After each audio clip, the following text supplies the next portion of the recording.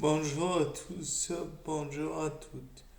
Donc aujourd'hui, après avoir fait un premier sapin en sucette sur la vague-thérapie, j'ai pensé à une chose, c'est que la vague-thérapie donc ne faisait pas bouillir. De là merveilleux.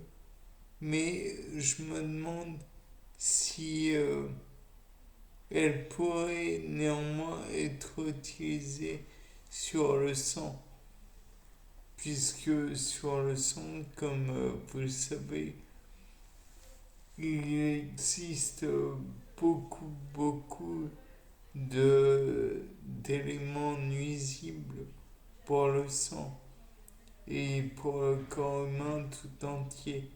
Les virus en sont un exemple criant. Donc vous comprendrez que si on peut prendre, on peut utiliser cette vague-thérapie sur du sang, ça pourrait être pratique. D'autant que si on y réfléchit, le sang contient beaucoup de protéines. Or, une protéine a une conformation spéciale bien donnée. Et je ne vous apprendrai rien que quand vous faites chauffer une protéine, elle perd sa conformation spéciale. Donc, si on prend l'exemple de l'hémoglobine, si vous la chauffez, il est possible que la personne devienne rapidement anémique, voire que cela engendre des problèmes comme des caillots sanguins. Et il est préférable de ne pas en produire. Sinon, les problèmes pourraient être énormes. Et je ne rentre pas dans les exemples, mais les AVC, par exemple, sont un exemple que notre cher Alfred Nobel pourrait donner, façon de parler.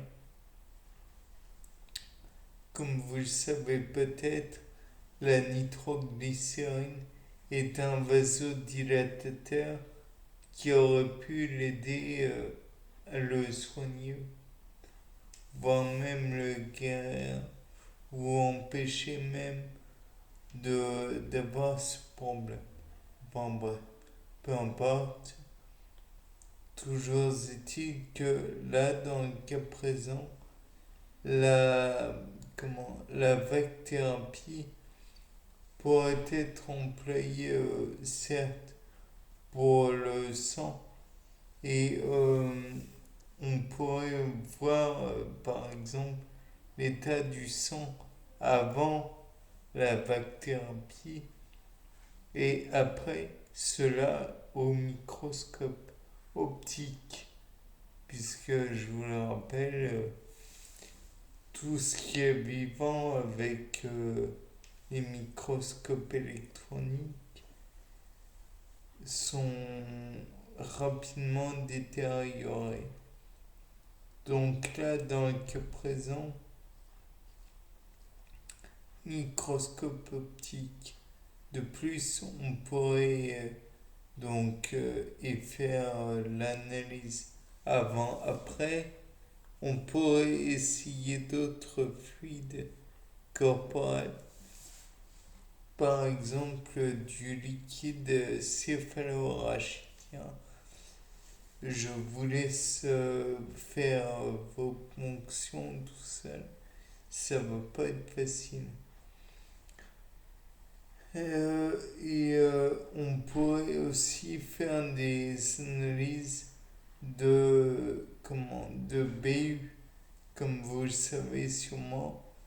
Il est utilisé la bandelette urinaire pour voir s'il n'y a pas d'infection urinaire précédant la prise de certains médicaments, comme les corticoïdes.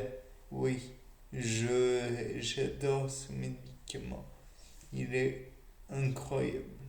Bien, sur ce, c'était Paul Dame pour vous présenter un nouveau sapin en sucette. Au revoir.